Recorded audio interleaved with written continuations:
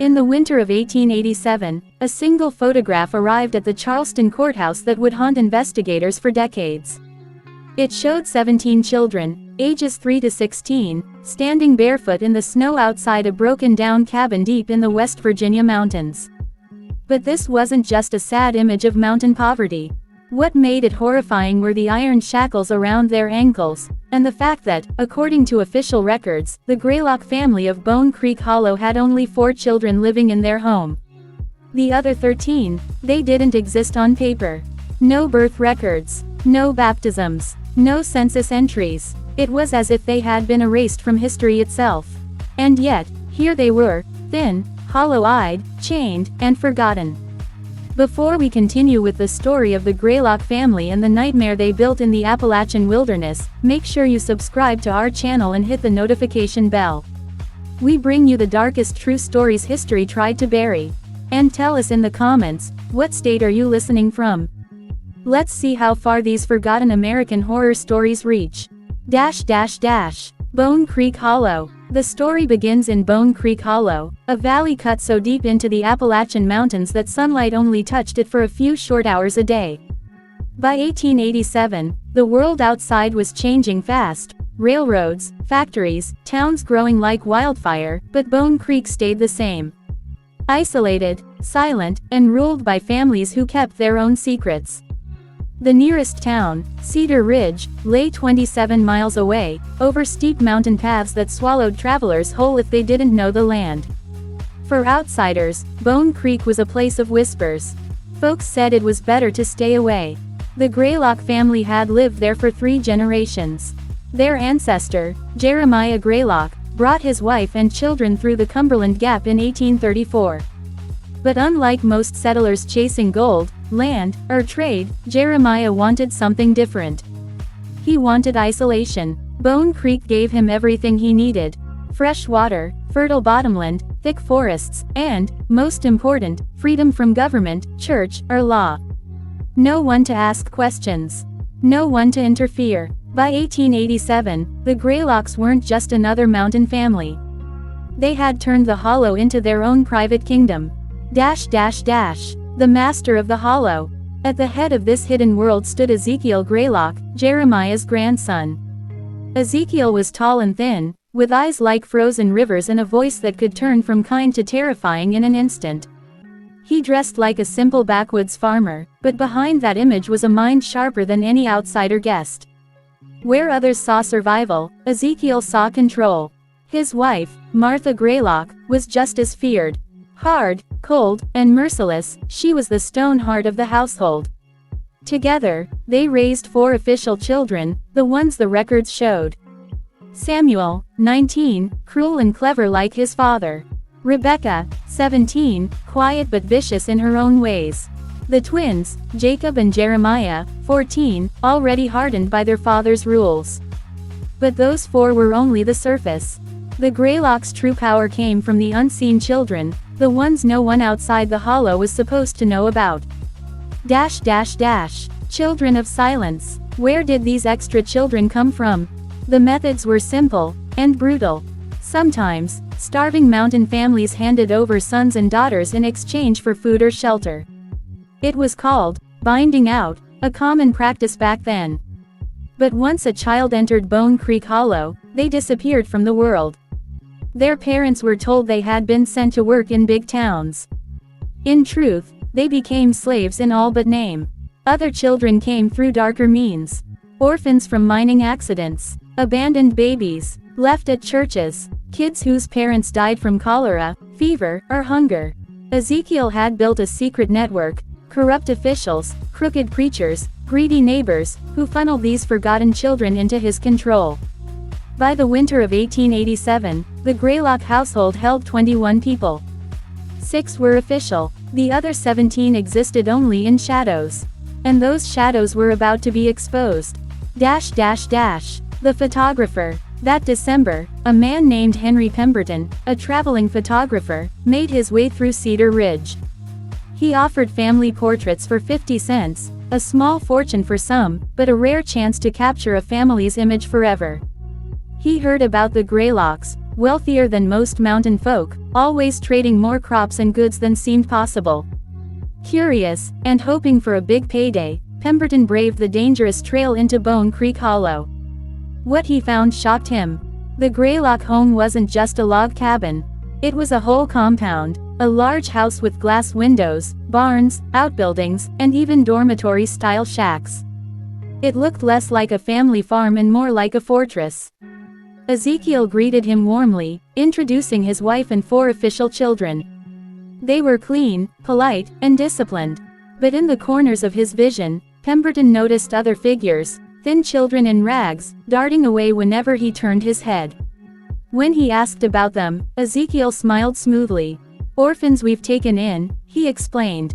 "Kinfolk helping with chores. Nothing unusual." Pemberton almost believed him, until the sound broke the silence. The photograph that shouldn't exist. From one of the outbuildings came the sound of chains rattling. Then shouts. Then the pounding of bare feet in the snow. Suddenly, they appeared, children, so thin they looked like walking skeletons, eyes hollow, clothes hanging in tatters. And around their ankles, glinting in the pale sun, were iron shackles. Martha screamed at them, her voice like a whip. Samuel and Rebecca rushed forward, wielding leather straps, driving the children back with practiced cruelty. Ezekiel's mask of hospitality shattered, replaced by cold fury as he barked orders to his family. But in that moment of chaos, Henry Pemberton's instincts took over. His camera was already prepared. His hand moved without thought. The shutter clicked, and just like that, the secret of Bone Creek Hollow was caught on film. 17 children in chains, standing in the snow, their faces frozen in hopeless terror. That single photograph would spark one of the darkest investigations in Appalachian history. And it was only the beginning. Right Finger Part 2 will uncover how this forbidden photograph left the mountains and reached the courthouse, against every effort of the Greylock family to keep their empire hidden. Sparkle's call to action for YouTube. If you're ready to follow this chilling story through all 10 parts, make sure you subscribe, like, and share. And don't forget, drop a comment telling us what state you're listening from. Let's see how far the story of Bone Creek Hollow spreads. The Greylock Horror, Part 2, The Photograph's Secret. The photograph should never have existed. Ezekiel Greylock, the ruthless master of Bone Creek Hollow, had seen the flash of Henry Pemberton's camera and realized something had gone terribly wrong. He stormed forward, demanding the glass plate at once. But Pemberton, hands steady despite the fear in his chest, lied. "The plate failed," he said calmly. "The exposure was ruined. I'll need to prepare another." It was the most dangerous bluff of his life. While Ezekiel glared at him with those pale, icy eyes, Pemberton secretly prepared a second plate. This time, he posed the 4 official Greylock children neatly in front of the homestead. Exactly as Ezekiel wanted, healthy, smiling, respectable. But hidden inside his case, carried away under the weight of his pounding heart, was the first plate, the one that revealed the truth. 17 starving children, bare feet in the snow, iron shackles gleaming in the pale light. That single image would become a silent witness to one of the darkest crimes in Appalachian history. Haunted by the image, 3 days later, Pemberton returned to Cedar Ridge. Alone in his studio, he developed the plates. The Greylock family portrait came out as expected, 4 well-dressed children, their stern parents watching with pride. It was the image Ezekiel wanted the world to see. But when Pemberton held the second print up to the lamplight, his stomach turned. 17 children stared back at him. Their eyes, hollow and empty, seemed to pierce through time. The chains around their ankles left no doubt.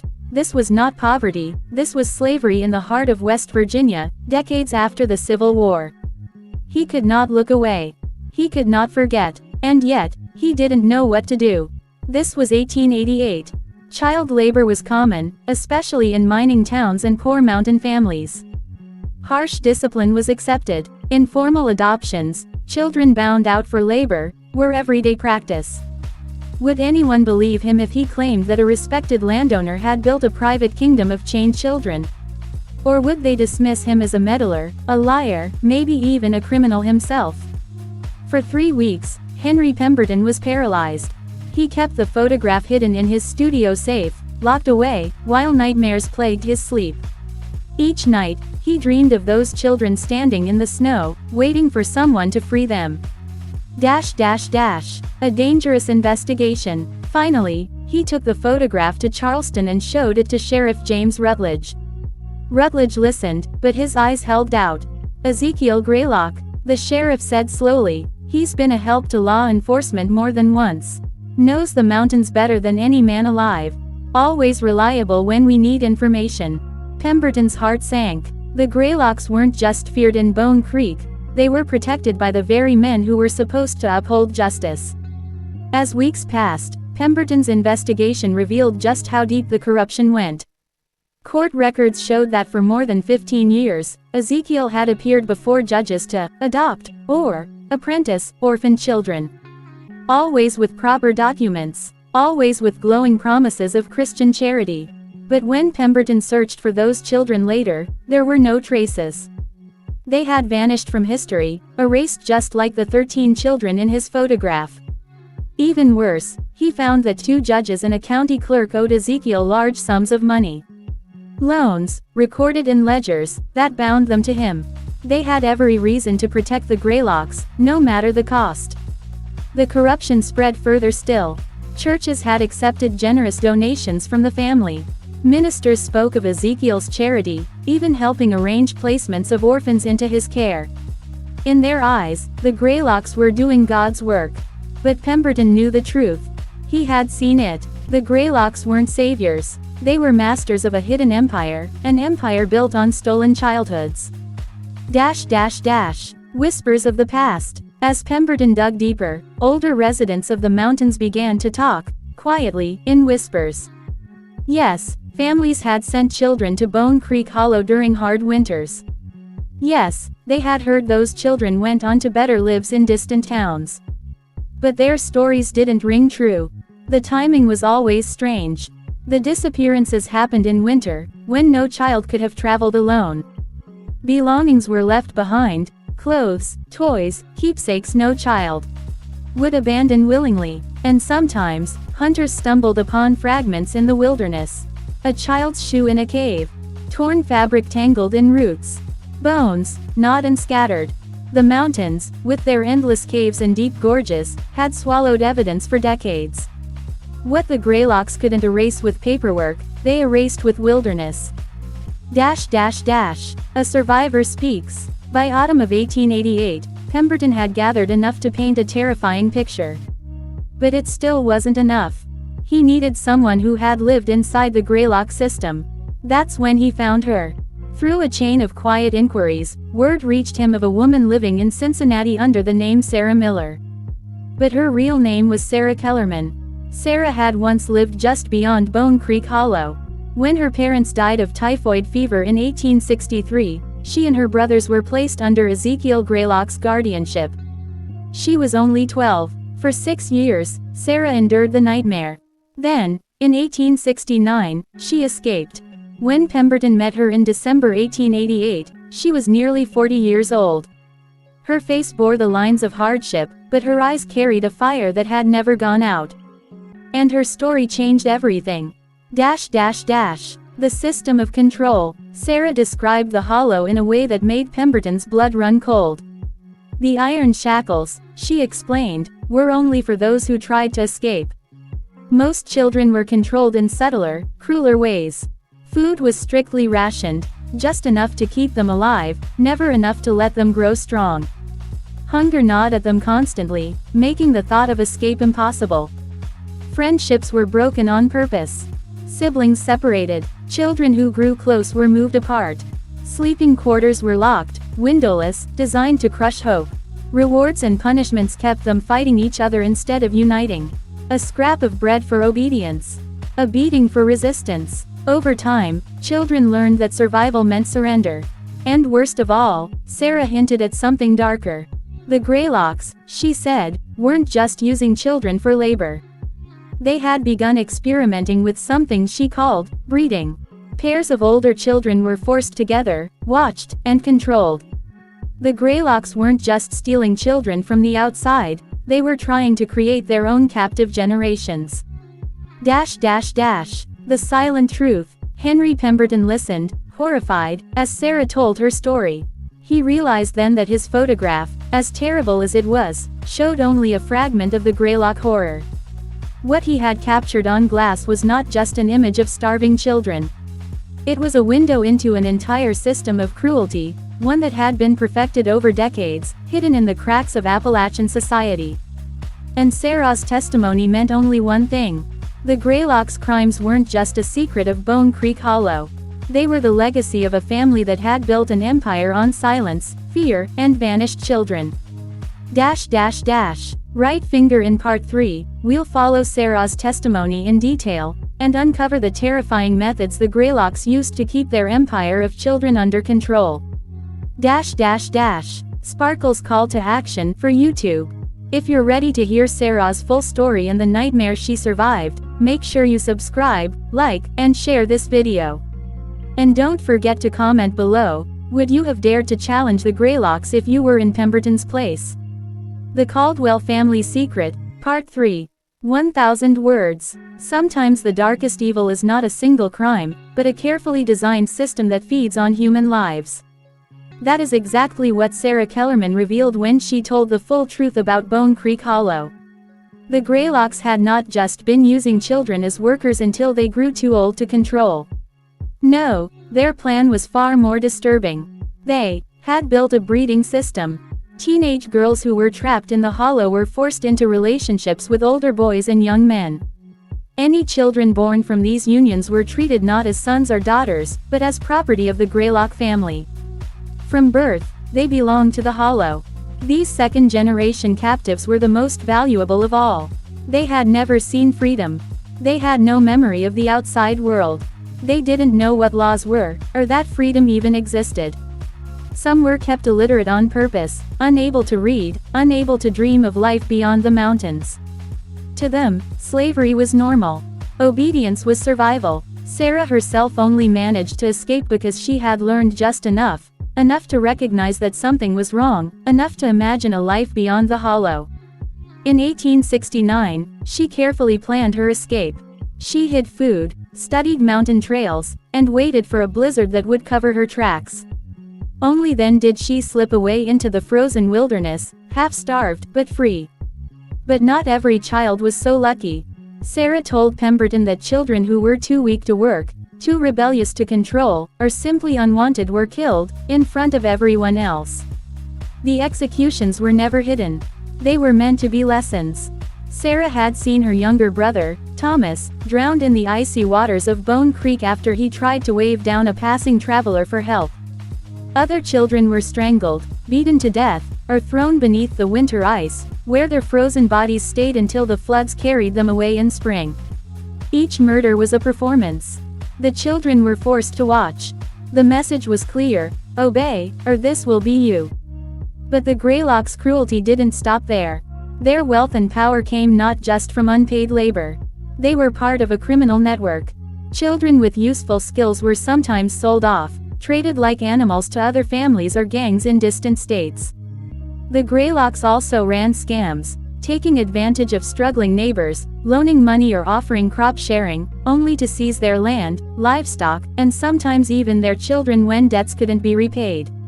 Over 50 years, this had made them one of the wealthiest families in the mountains, while to outsiders they looked like nothing more than simple farmers. But perhaps the most terrifying part of Sarah's testimony was this: Bone Creek Hollow wasn't unique. She remembered children whispering about other families in other hollows. Similar places, similar systems, whole networks of hidden slavery stretching across the Appalachian Mountains. By the winter of 1888, Pemberton realized he was not just uncovering a single family's crimes, he was looking at one of the largest, most organized systems of child exploitation in American history. And then, things got worse. In February of 1889, Sarah received a letter at her new home in Cincinnati. The words were clumsy, written by someone with little schooling, but the meaning was sharp as a knife. "We know where you are, Sarah Kellerman. We know about your husband, Charles Miller, and your daughter, Emma. Mountain Justice has a long memory. Some secrets should stay buried in the hollow where they belong. It was signed not with a name, but with a crude drawing of a greylock flower, the mountain laurel that had become the family's mark. The message was clear. They had found her. This wasn't just a threat. It meant the Greylocks had the power to track escaped children across state lines. Others who had fled may have been hunted, silenced, or dragged back. Pemberton immediately moved Sarah and her family to a safe location. But the question haunted him: how had they found her? The answer came through records. The Greylocks had paid government clerks for information, pretending to be family, looking for Sarah. They had used this trick to uncover her new name, her husband, even her daughter. That meant Pemberton's own investigation was also likely being watched. His questions in Charleston and surrounding towns might already have reached the hollow. His fear became reality in March. When he returned to his studio, he found everything disturbed. Papers had been moved, files had been examined, even his safe had been opened, though nothing was stolen. And on his desk, left like a trophy, was a single greylock flower, its white petals withering in the warm air.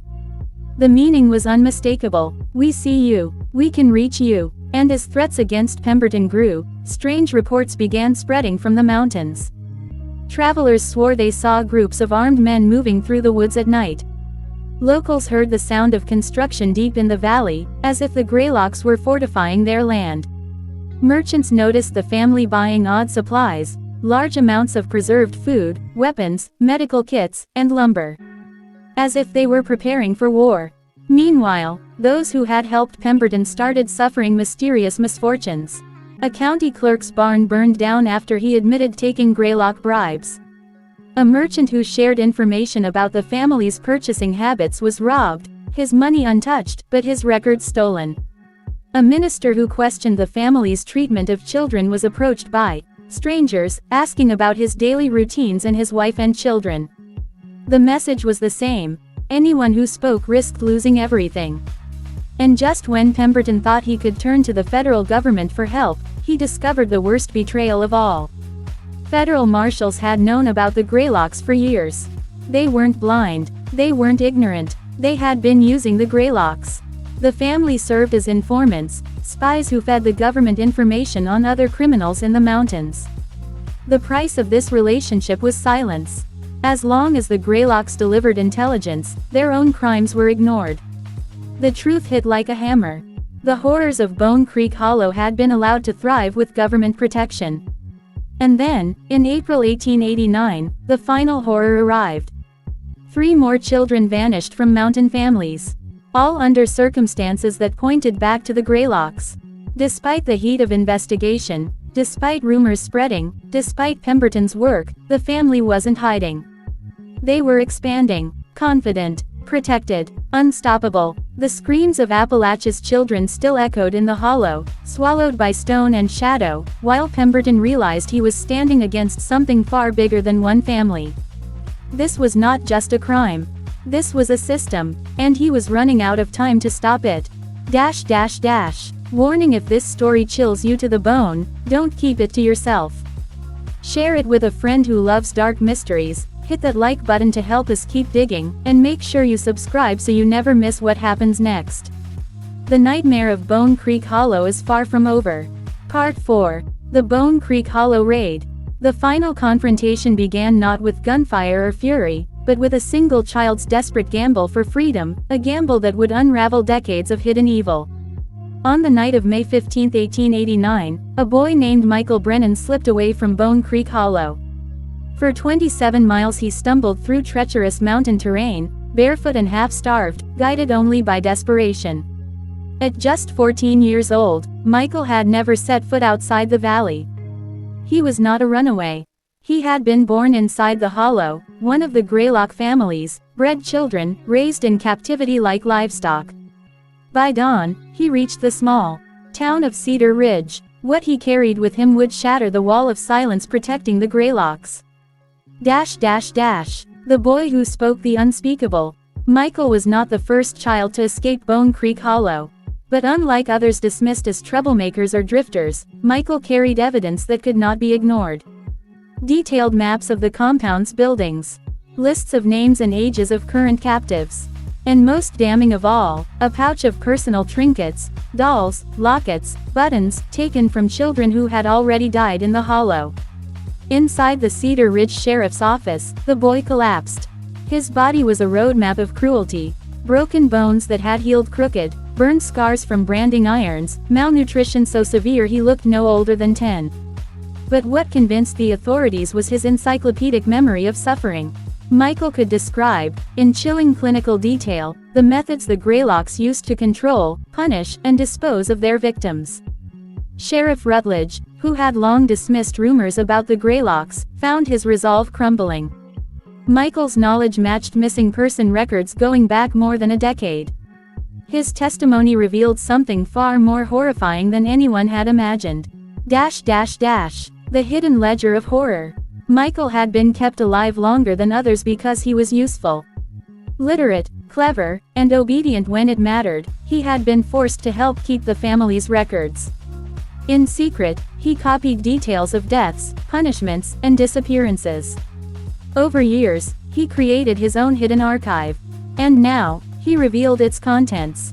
At the time of his escape in 1889, 47 children and young adults remained captive in Bone Creek Hollow. Some were as young as 6. Others were women in their 20s who had been born in captivity, now forced to produce the next generation of slaves. Worse still, Michael revealed the Greylocks' immediate plan, a complete purge. Ezekiel Greylock, the patriarch, had decided to erase all evidence by killing every last captive, disguising the slaughter as a disease outbreak. Once the dead were burned, the family planned to abandon the hollow and rebuild their empire further west, where the wilderness offered even less oversight. Michael had overheard the conversations himself. How to poison food, where to place barrels of lamp oil for burning records, how to explain the deaths to suspicious neighbors. Realizing that his own death was imminent, Michael chose escape, not for himself alone, but to stop the massacre. The raid on Bone Creek Hollow. Sheriff Rutledge, shaken and convinced at last, gathered reinforcements. But secrecy was vital. The Greylocks had informants everywhere, judges, deputies, even church leaders. One wrong word and the plan would collapse. The raiding party was cobbled together from federal marshals, volunteer civilians, and a handful of local men whose loyalty could be trusted. On June 3, 1889, they rode into the valley. What they found exceeded even Michael's testimony. Bone Creek Hollow was no crude hideout. It was a carefully engineered prison camp. Mass graves revealed hundreds of victims spanning more than 50 years.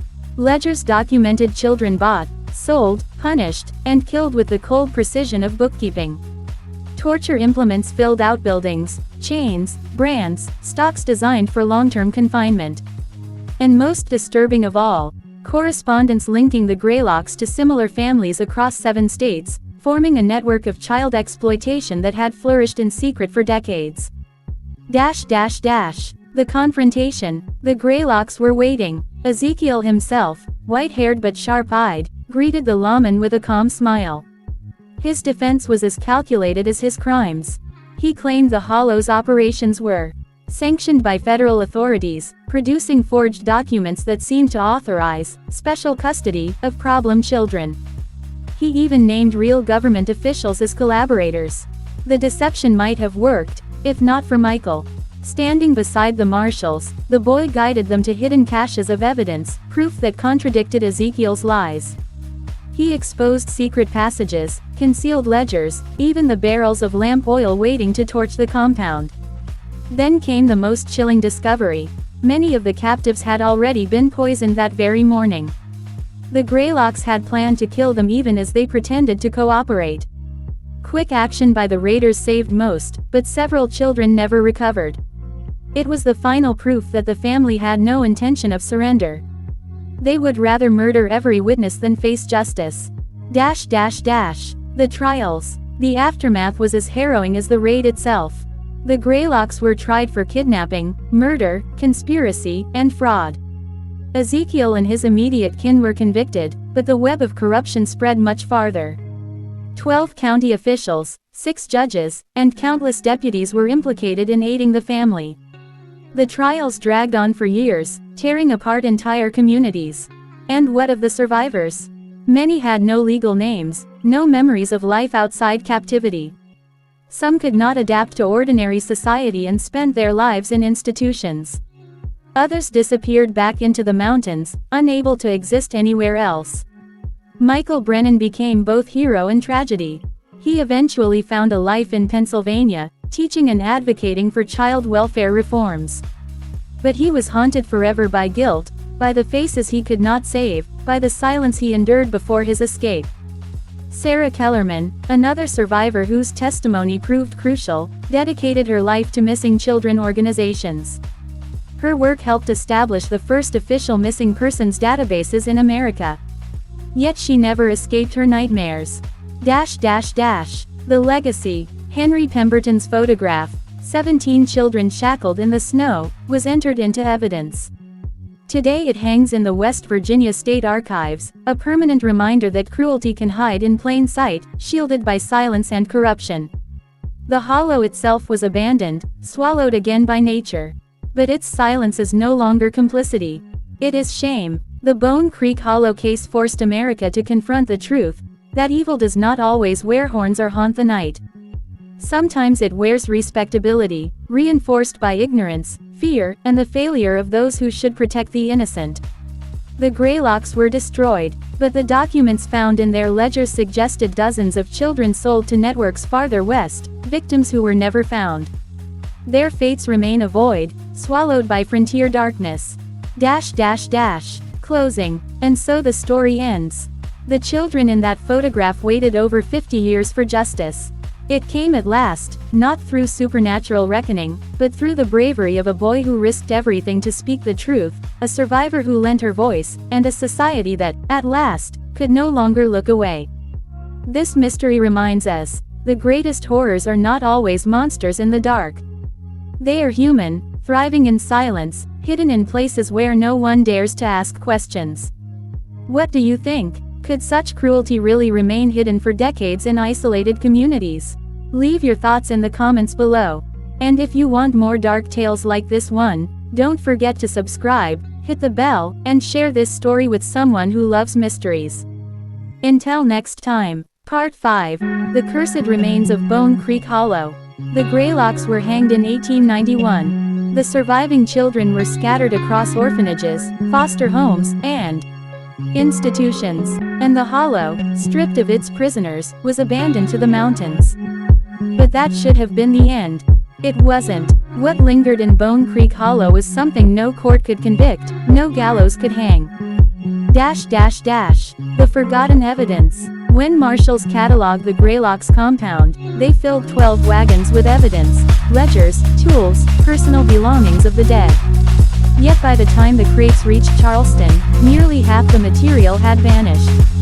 The official explanation: a fire in the records building. Convenient. Too convenient. But witnesses told a different story.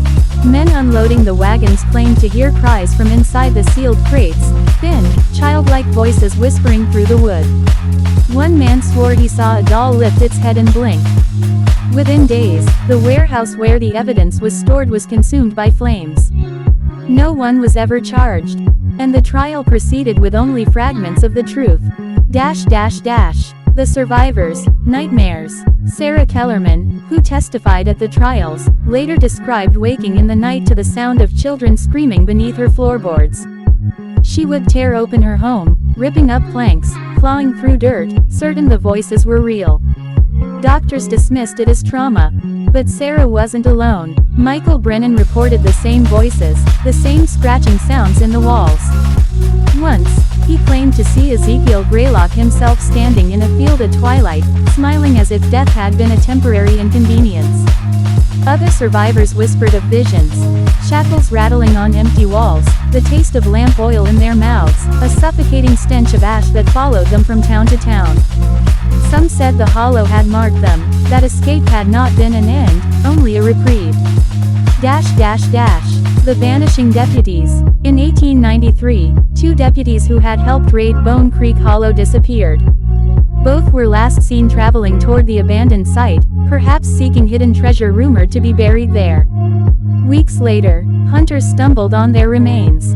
Or what was left of them. The bodies were mutilated, stripped of clothing, and arranged in the same positions used in the Greylocks. Punishments: one man locked into a crude wooden frame, the other kneeling with his hands nailed into the ground.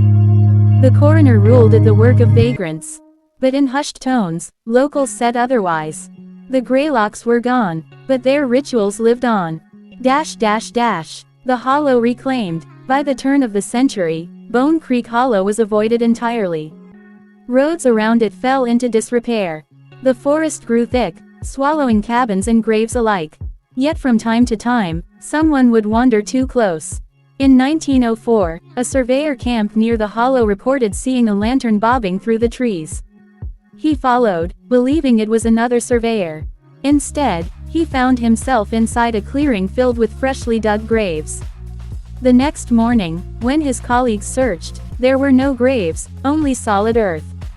In 1911, a group of children dared each other to enter the hollow. Only 2 returned. Their stories matched. A man in old-fashioned clothing had offered to take them home.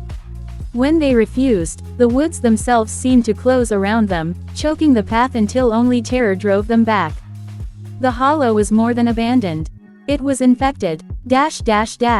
The Lost Archives. In 1937, during a flood in Charleston, workers discovered a sealed trunk in the basement of the old courthouse. Inside were documents believed lost in the records fire 50 years earlier. Greylock ledgers, sketches of shackles, and a half-burned journal attributed to Ezekiel himself. The journal contained a single chilling passage. Greater than, they think the gallows will take me. But Bone Creek is not mine to begin with. It is older than us. It is the hollow that feeds, the hollow that whispers. We only obeyed. After the trunk was opened, strange accidents plagued the workers. One drowned in shallow water, another was found hanging from a rafter, a third vanished entirely. The trunk was quietly removed from public record, and no one knows where it is today. The modern sightings. The 20th century did little to bury the story. If anything, the hollow's reputation grew darker. During the 1960s, hikers reported screams echoing through the valley at night. No matter where they searched, no source could be found. In the 1980s, a group of amateur paranormal investigators entered the hollow with tape recorders. Their equipment captured only one clear voice, repeated again and again. Count them all. When they returned to review their footage, one of the team members vanished. His belongings were left behind, his body never recovered. Even today, locals warn against entering Bone Creek Hollow after dark. Hunters claim the woods are unnaturally silent there. No birdsong, no insects, just a waiting hush, as though the forest itself is holding its breath. The curse of silence. The hollow is now part of state-protected land, its exact boundaries rarely marked on official maps. Rangers patrol the area, but few stay long. The sense of dread is overwhelming, a pressure that bends thought and time. And every few years, a child goes missing in the counties surrounding the hollow. Some are found alive, wandering dazed, unable to say where they've been. Others are never found at all. It is said that when the wind blows from the north, you can hear chains dragging through the trees, and if you follow the sound, you won't return. Closing. The Greylocks were human monsters. Their cruelty is recorded, their crimes undeniable. But the deeper terror of Bone Creek Hollow may be something older, something that used the Greylocks as pawns, something still waiting in the silence of the valley. The children in Pemberton's photograph may have found some measure of justice, but perhaps not peace. And if the hollow still whispers, still takes, then their suffering is not history. It is present. The next time you hear of a child who vanishes without a trace, ask yourself, did they simply disappear? Or did Bone Creek Hollow claim another soul? Pause. If you believe the curse of the hollow still lingers today, leave your thoughts in the comments. And if you want to hear more about the dark places history forgot, subscribe, share this story, and join us for part 6, where we uncover another mystery tied to the Greylock name. Until then, sleep lightly. Part 6. Echoes in the Hollow. The gallows claimed the Greylocks. The forest claimed their home. But Bone Creek Hollow never let go. Through the decades, the stories returned, whispered through police reports, hushed in taverns, buried in archives no one dared to open. What the court declared finished in 1891 still lived in shadow. And the proof was written not in legend, but in blood.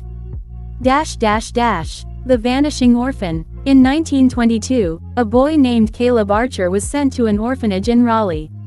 He was 8 years old, skinny, pale, a child with no known relatives. The staff soon discovered a troubling detail. Caleb claimed he had been born in Bone Creek Hollow. He said his mother was a Greylock daughter, hidden from the trial, and that his family would return for him soon. The nuns dismissed it as fantasy. But one night Caleb disappeared from his bed. Searchers combed the orphanage grounds. In the garden, they found child-sized footprints leading into the trees. The trail ended in the center of a field, where the soil was freshly overturned, as though something had been buried. The ground was dug up. Nothing was found. Caleb Archer was never seen again. The prison confession. In 1954, convicted murderer James Dillard gave a chilling statement before his execution. He confessed to killing 4 men across West Virginia, but insisted the killings weren't his choice. It was them, he said. The children in the woods. They whispered where to go, who to take. I just did the work. When asked who the children were, Dillard described them in detail: gaunt faces, blackened eyes, ragged clothing of another century. The guards laughed. Reporters dismissed it as insanity. But when the sketches of Greylock victims were shown to surviving family members, one guard swore Dillard's descriptions matched children from the old photograph. The Hollow Lights. Locals speak of the Hollow's strange lights. In 1979, a pair of hunters camped near the Valley Ridge claimed to see lanterns swaying in the trees. Thinking it was other campers, they approached. What they found was a procession of lights, moving slowly through the forest. Each glow seemed to hover at chest height, like someone carrying a lamp. The hunters shouted. The lights froze. Then, all at once, they winked out. The men fled. But in their photographs from that night, though the forest was black, a single pale face appeared. It was a child's, mouth open as if screaming, pressed against the lens. The Lost Girl of 1985. The most famous case came in 1985, when Rebecca Calloway, age 12, vanished during a school trip near the Hollow. According to classmates, Rebecca had lagged behind the group. One boy swore he saw a man in old-timey clothes step out from the trees and take her hand.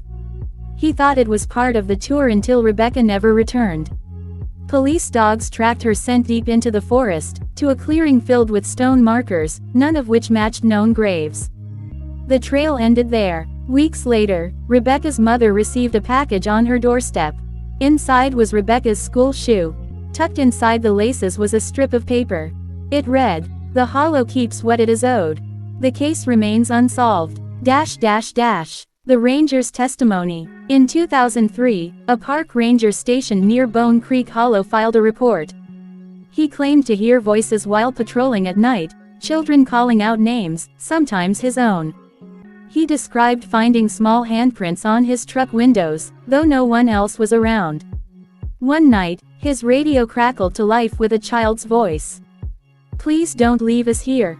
The ranger resigned the following morning. His replacement lasted 3 weeks before quitting under similar circumstances. The Hollow today. Present day, Bone Creek Hollow is officially marked as restricted state land. Few locals venture there, though ghost hunters and thrill seekers often try. Not all return. In 2017, 3 college students uploaded a live video from the Hollow. The footage showed them laughing, joking, until one turned the camera toward the tree line. There, a figure stood, a tall man in a long coat, face hidden by shadow. Behind him, rows of children, pale and silent, watching. The feed cut out. Their car was later found abandoned on the roadside. The students themselves have never been located. The pattern. Looking at the timeline, a pattern emerges. 1893. Deputies mutilated in Greylock fashion. 1922. The Greylock orphan vanishes. 1954. Murderer claims to hear children's whispers. 1979. Hunters capture ghostly image of a child. 1985. Girl disappears with a written message. 2003. Ranger hears voices begging for release. 2017. Students vanish live on camera. Each case echoes the Greylocks. Each case ties back to the Hollow. It suggests the family's evil was not extinguished, only continued. Passed on. Sustained. Closing. History tried to bury Bone Creek Hollow. But the Hollow refuses to stay buried. Some say the children trapped there are victims, still crying for help. Others believe they are something worse, bait, lures to draw the living deeper into the curse. And the question remains, was Ezekiel Greylock telling the truth when he wrote that he only obeyed the Hollow? That something older, darker, was guiding his hand? If so, then the Greylocks were never the true horror. They were only the beginning. Pause. If you believe Bone Creek Hollow still claims souls today, let us know in the comments. And don't forget to subscribe, share, and join us for part 7, where we uncover the darkest legend yet, the Watcher in the Woods, said to be the Hollow's oldest guardian. Until then, beware the silence. Part 7, The Watcher in the Woods. Every town has its legends. But Bone Creek Hollow has something worse. A guardian. Through the decades, witnesses spoke of a tall, silent figure watching from the tree line. Always at the edge of vision. Always waiting. They called it the Watcher. The first sightings. The earliest mention of the Watcher comes from an 1840 journal entry by a settler named Mary Lou Pritchard. She wrote, "There is a man in the trees. He does not move, yet he is nearer each time I look. The children say he whistles when the moon is dark. No prints are left where he stands." Weeks later, Mary Lou and her family were gone. Their cabin was found with meals half-eaten, fire still burning, and chairs tipped over. Not a single footprint left the doorway. Locals said the Watcher took them. Ezekiel's claim. During his trial in 1891, Ezekiel Greylock was pressed to explain the murders. Instead of denial, he gave a cryptic answer. The Watcher commands. We keep his bargain, or he takes from us instead. When asked who this Watcher was, Ezekiel only smiled. The court dismissed it as madness. But some historians argue this was the first time the Watcher was openly linked to the Greylock killings. A shadow in photographs. In 1937, a local photographer named Alvin Pierce set out to document the Hollow's autumn landscapes. He never returned, but weeks later, his undeveloped film was discovered in his darkroom. When processed, most images were typical: trees, hillsides, creeks. Yet in 3 frames, a tall figure appeared at the far edge of the forest. It had no face, no features, only a long, dark outline, standing perfectly still. The negatives were studied, no sign of tampering. Alvin Pierce's body was never recovered. The whistle. Hikers in the 1960s began reporting a strange phenomenon. Those who camped near the Hollow claimed to hear whistling at night, a tune with no melody, slow and hollow, drifting between the trees. When the sound drew closer, some said they felt an overwhelming urge to follow it. Those who resisted described paralysis, as though unseen eyes pinned them in place. One hiker, in 1968, recounted, "I saw him, a man, taller than any man should be, just standing, and though he never moved, I swear the distance between us closed. I could smell the rot on his coat. I could hear children behind him, laughing." The hiker abandoned his gear and never returned to the forest. The Rangers' encounter. Perhaps the most chilling modern report came in 1992, from a park ranger named Paul Henley. While investigating an illegal campsite, Henley found himself lost in thick fog. As he turned, he spotted what he thought was another ranger ahead, tall, wearing a long coat. He called out. No reply. Henley followed the figure deeper into the woods. The fog cleared, revealing a clearing of stone markers, unfamiliar symbols carved into them. The figure stood at the far side, unmoving. Only then did Henley realize it had no face. Moments later, the figure raised its arm. Henley blacked out. When he awoke, he was lying outside the forest's edge, Hours had passed, and his uniform was covered in small, muddy handprints. Henley resigned within the year. The disappearances. The Watcher is always nearby when the Hollow claims new victims. 1985 Rebecca Calloway's disappearance was linked to a man in old-fashioned clothes. 2017 3 students live-streamed from the Hollow. Their final footage showed a tall shadow at the tree line before their feet cut off. 2020 A hunter's dog was found tied to a tree, whimpering, its leash knotted with unnatural precision. The hunter was gone. Only his camera remained, its last photo capturing a dark silhouette among the trees. Every account describes the same presence. Impossibly tall, draped in shadows, with a stillness that feels alive. The Watcher's purpose. Folklore divides on what the Watcher is. Some say he is a demon, bound to Bone Creek Hollow, feeding on fear and blood. Others claim he is the spirit of the first settler murdered on that land, forever cursed to demand offerings. But the Greylock Diaries, what fragments survive, suggest something older. One passage reads, "He watches, he waits. Our blood is his harvest. We serve lest he come for us instead." This paints the Watcher not as a ghost, but a god of the Hollow. A god demanding tribute. A modern warning. In 2021, an amateur ghost hunting channel attempted to spend the night in Bone Creek Hollow. They set up thermal cameras, EMF readers, and audio recorders. Hours passed with nothing but silence. Then, at 3:17 a.m., one camera captured movement, a towering form in the trees. At the same moment, every piece of equipment failed. The only recording left was an audio clip. It is only 5 seconds long. A whistle, low, broken, inhuman. The group abandoned the investigation immediately. Within a month, their channel was deleted. None of them ever spoke publicly again. Closing. The Watcher has no face, no voice, and yet his presence shapes every story of Bone Creek Hollow. The Greylocks claim they served him.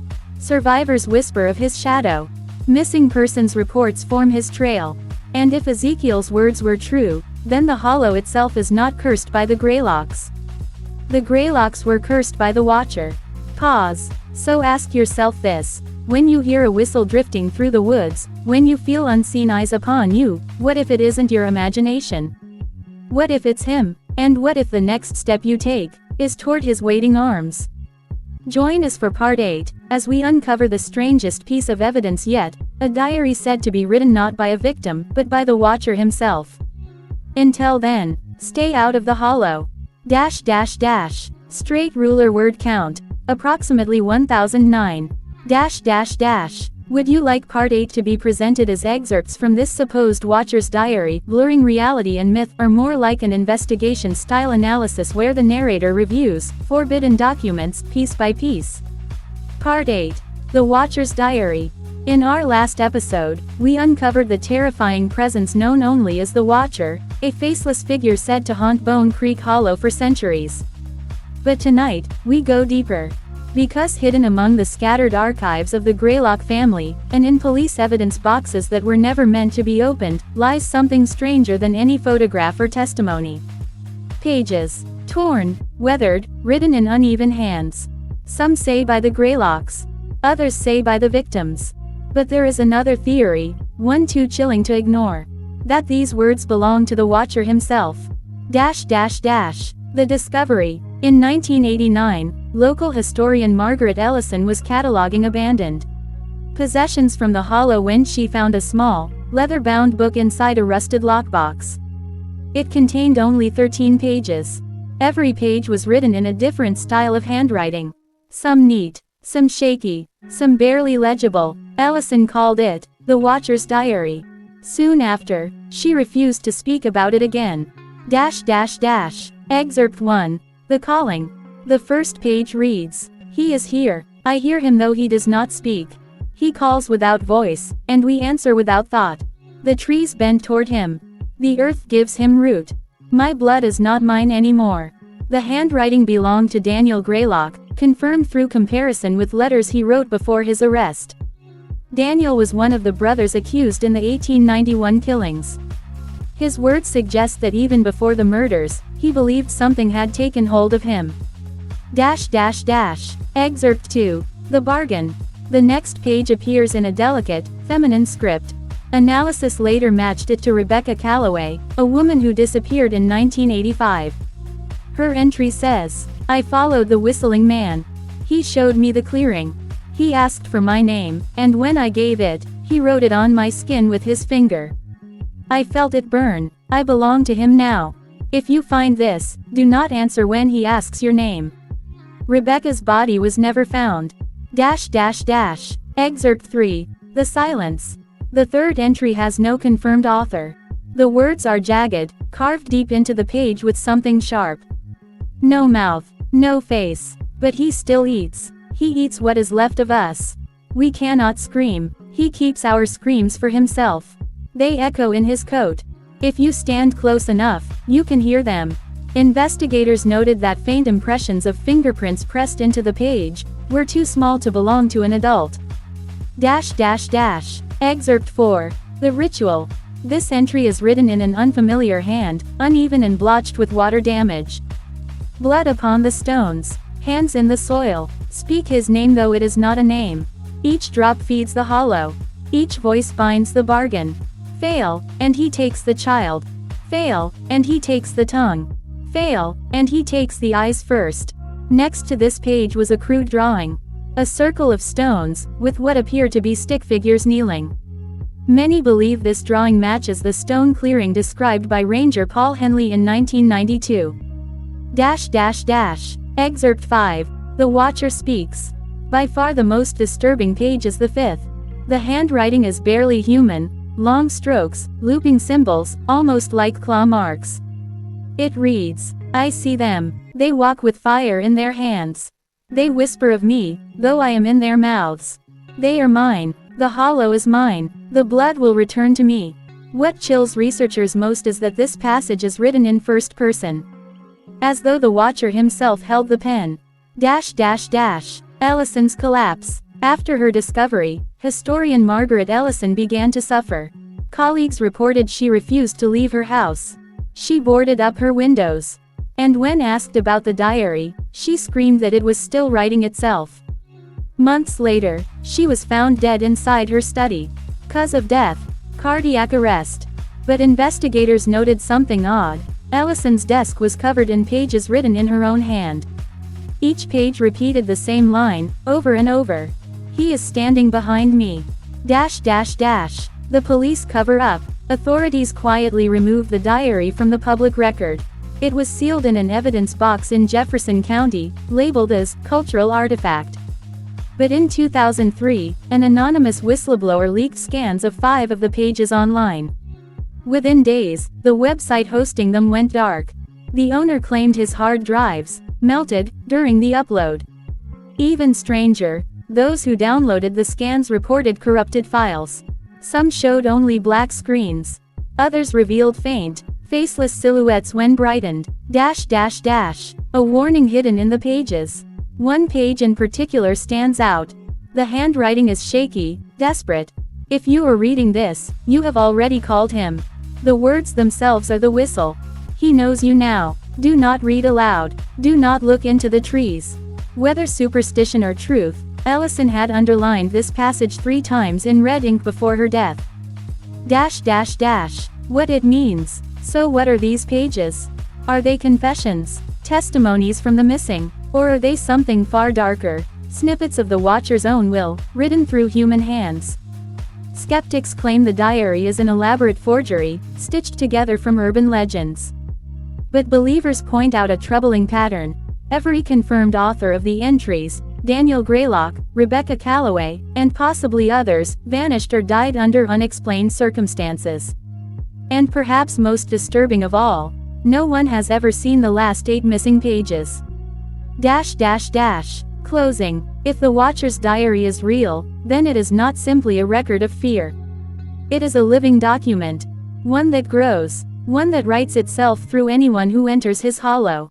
Pause. So ask yourself this: if you held the diary in your hands, would you be brave enough to read it aloud? Or would you hear the whistle before you even opened the first page? Join us in part 9, where we uncover the hollow's most unsettling location. The stone circle where blood, sacrifice, and shadows all converge. Until then, don't look into the trees. Straight ruler word count, approximately 1004. Do you want part 9 to feel like an on-site exploration of the stone circle, as if the narrator is walking us through it, or more like a historical breakdown of the rituals that took place there? Part 9, The Circle of Stones. In our last episode, we uncovered the chilling fragments of the Watcher's diary, pages that seemed to write themselves through the hands of the missing and the damned. But tonight, we return to the hollow itself. Because hidden deep in Bone Creek's forest, where the soil grows black and no birds dare to sing, stands the most infamous landmark of them all. The locals call it the Circle of Stones. And if the stories are true, it is not just a place of gathering. It is a place of sacrifice. The path to the circle. Few dare to walk the trail that leads there. It begins as a narrow footpath, covered in moss and roots. Locals say if you walk it after sundown, you'll hear whistling behind you, but no matter how fast you turn, the sound always comes from just out of sight. The deeper you go, the stranger the forest becomes. Trees lean inward, as though pulled toward some invisible center. The air grows colder. Even in the peak of summer, frost has been spotted along the path. And then, suddenly, you see it. A clearing. A ring of 13 stones, each standing shoulder high, weathered and cracked like ancient tombstones. Origins of the circle. Historians disagree on who placed the stones there. Some say they were set by the Algonquian tribes hundreds of years ago, long before settlers arrived. But tribal records deny this. In fact, Algonquian elders warned settlers to stay away from the circle, calling it a place the earth did not make. Other theories suggest the Greylock family themselves built it, modeling it after Old World Druidic sites. But geological studies revealed something disturbing. The stones are not native to the hollow. They were dragged there. From where, no one knows. The rituals. The diary we examined in part 8 hinted at blood sacrifices within the circle. But witnesses across generations describe the same horrifying scene. Victims, both animals and humans, laid inside the ring. Chants whispered in a language no one could trace. And always, the sound of whistling before the blood was spilled. An old hunter named Samuel Keene testified in 1924 that he stumbled upon such a ritual one autumn night. He claimed he saw 3 men standing around the stones, their faces hidden under sacks. A woman knelt in the center, trembling. Keene swore that as the men raised their knives, the stones themselves began to hum. And when the blood touched the soil, the humming stopped, replaced by the faintest whistle from the tree line. No one believed him. A year later, Keene disappeared while checking his traps near Bone Creek. Ranger Henley's account. In 1992, Park Ranger Paul Henley was investigating reports of vandalism in the hollow when he found himself inside the stone circle. At first, it appeared abandoned. But Henley noticed something odd. Every stone was marked with a fresh handprint. The prints were dark, almost black, as if made with tar. Then he noticed something worse. The handprints were far too small to belong to adults. Before he left, Henley took a single photograph. When he developed it, the stones were clear, but in the background, barely visible between 2 trunks, was the outline of a tall, faceless figure. Henley quit his job that same year. He refused to discuss the hollow ever again. The stones themselves. Visitors who dared to touch the stones often reported the same experience, a vibration deep inside the rock, like a heartbeat. One paranormal team in 2007 brought EMF detectors into the circle. Every device spiked violently as they approached the stones, only to go dead silent the moment they stepped into the center. Later, one investigator confessed she felt as though something was standing right behind her the entire time. She quit the project. 2 months later, she went missing. Local superstition. In Bone Creek, there is one unspoken rule. Do not say your name inside the circle.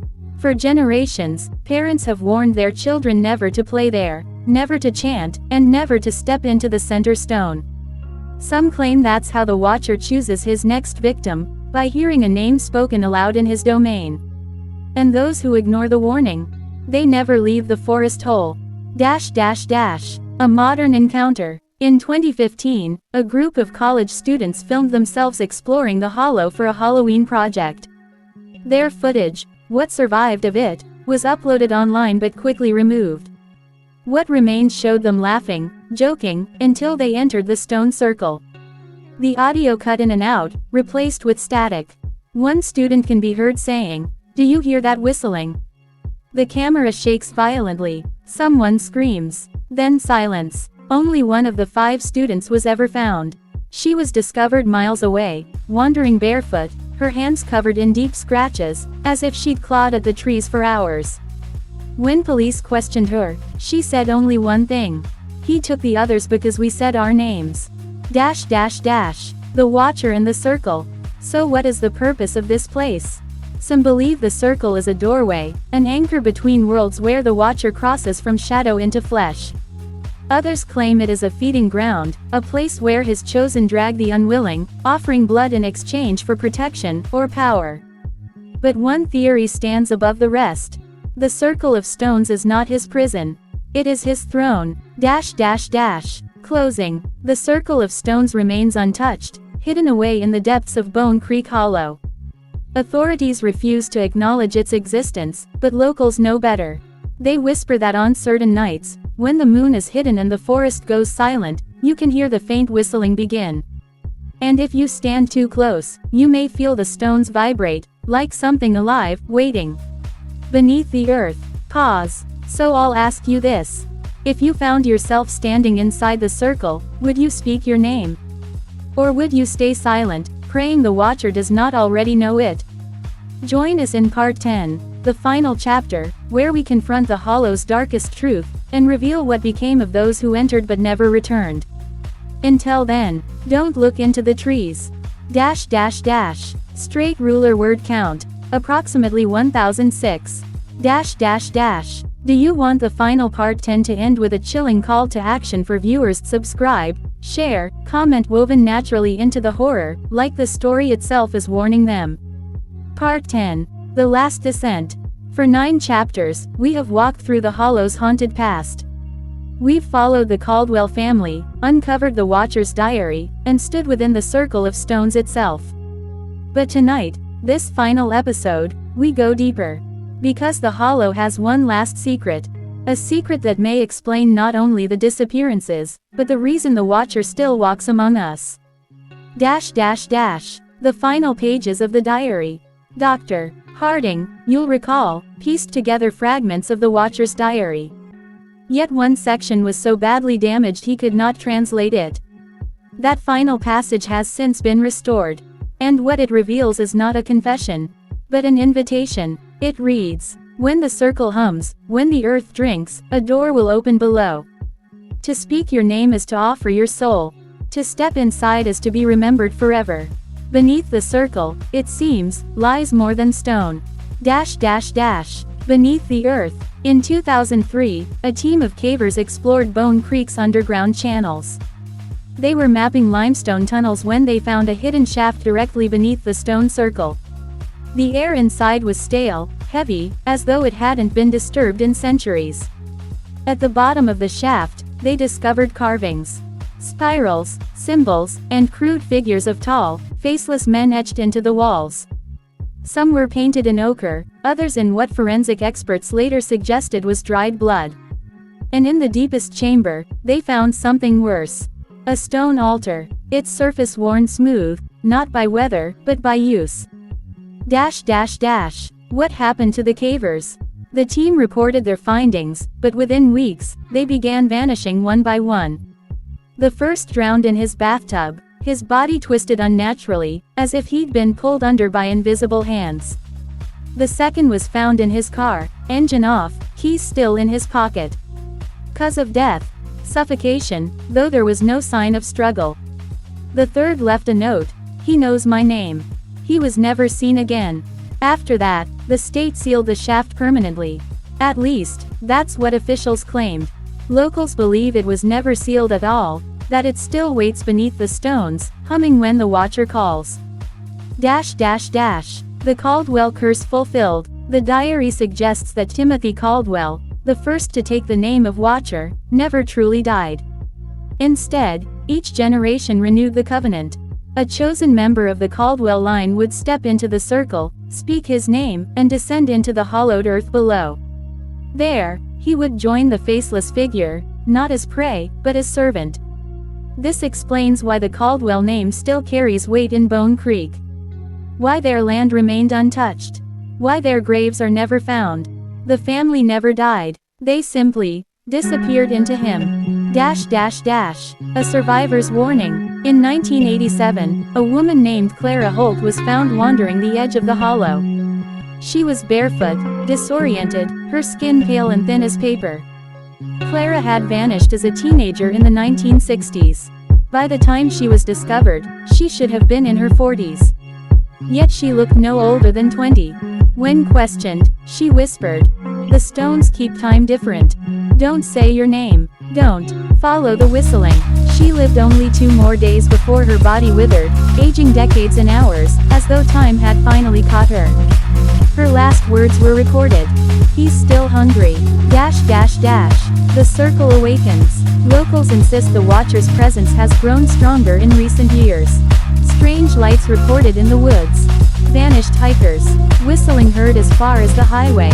Some believe the Watcher is preparing for something, an opening of the circle that requires more than just whispered names. They claim the diary was never just a record. It was an instruction, a guide to keep the covenant alive. And with each retelling, each time his name is spoken aloud, the door beneath the stones opens wider. The last descent. So what waits beneath? Some say it is a cavern that stretches endlessly downward, a throat carved into the earth itself. Others believe it is a mirror world, where those taken by the Watcher still wander, faceless and forgotten, serving him in silence. But one thing is certain, once you step into that place, you do not return as yourself. If you return at all. Our warning, we've reached the end of the story. But the hollow itself has no ending. The circle of stones still stands. The diary still whispers its instructions. The Watcher still waits for those foolish enough to speak their names aloud. So remember, if you hear whistling in the woods, do not answer. If you find yourself in the circle, stay silent. And if you dream of a faceless figure, wake before he calls your name.